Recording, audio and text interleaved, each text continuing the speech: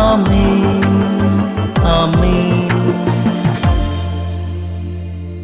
യേശുവിൻ്റെ ഏറ്റവും പ്രിയമുള്ള കുഞ്ഞെ, വിലാപങ്ങളുടെ പുസ്തകം 5-ാം അധ്യായം 21-ാം വാക്യം. കർത്താവെ, ഞങ്ങൾ മടങ്ങി വരേണ്ടതിന് ഞങ്ങളെ അങ്ങയിലേക്ക് തിരിക്കണമേ. ഈ വചനത്തിൽ എന്തിരിക്കുന്നുവെന്ന് നമുക്ക് തോന്നാം. കർത്താവെ, ഞങ്ങൾ മടങ്ങി വരേണ്ടതിന് ഞങ്ങളെ അങ്ങയിലേക്ക് തിരിക്കണമേ. നന്മയുടെയും അനുതാപത്തിൻ്റെയും മാനസാന്തരത്തിൻ്റെയും എഫിഷ്യൻ്റ് കോസ് അത് ദൈവം തന്നെയാണ്. നമ്മുടെ ജീവിതത്തിൽ അനേകർ പറയുന്നത് ഞാൻ കേട്ടിട്ടുണ്ട്. പിന്നെ വേണമെന്ന് വെച്ചാൽ നാളെ തൊട്ട് ഞാൻ റെഡി, നാളെ തൊട്ട് റെഡി.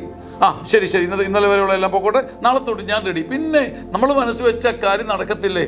ഇതിനകത്ത് പകുതി കാര്യമുണ്ട്. ഞാൻ എപ്പോഴും പറയുന്നത് പകുതി കാര്യമുണ്ട്. പക്ഷേ നമുക്ക് നമ്മുടെ ജീവിതത്തെ സ്വയം തിരുത്താമായിരുന്നെങ്കിൽ നമ്മളൊക്കെ എവിടെ ചെന്നേനെ?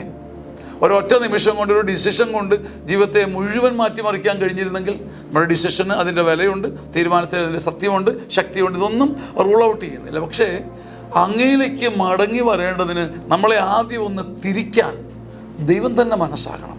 അവിടെ ഈ ആദ്യ സ്നേഹം, ഈ വേരോട് ഈ ആദ്യ സ്നേഹമുണ്ടല്ലോ, ഈ പ്രൈമറി കോസ്, ഈ പരമകാരണം കർത്താവ് തന്നെയാണ് നമ്മുടെ എല്ലാ നന്മകളുടെയും പിന്നിൽ. അവിടെ നമുക്ക് വീരവാദങ്ങൾ അവസാനിപ്പിക്കാം.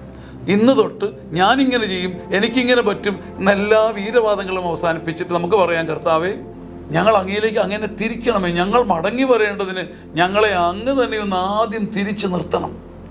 കർത്താവിൽ ശരണപ്പെടുന്ന ഒരു മനുഷ്യനും അന്തിമമായി തകരുകയില്ല. ആമേൻ, ആമേൻ, ആമേൻ.